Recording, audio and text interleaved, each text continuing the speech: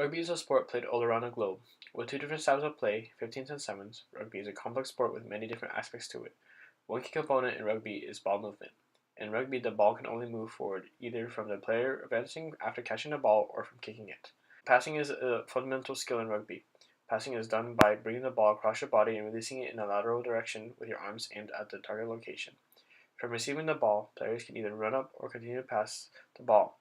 If a player decides to run into contact, they can get tackled.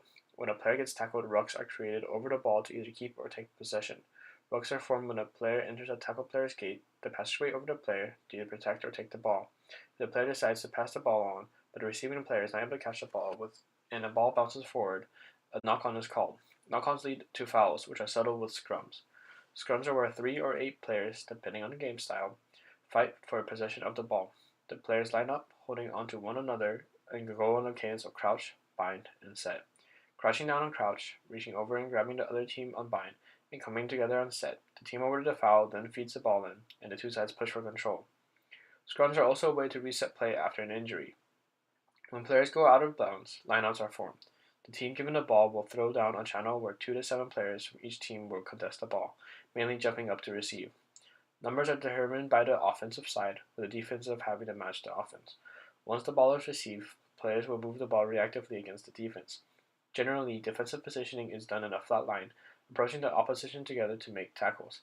Tackling in rugby is a key skill that is taught and executed to keep both parties safe.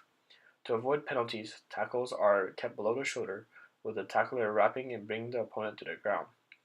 The tackler is not allowed to throw or shoulder charge a runner. If these actions are done along with tackles above the shoulder or high tackles, yellow and red cards are given accordingly with a penalty.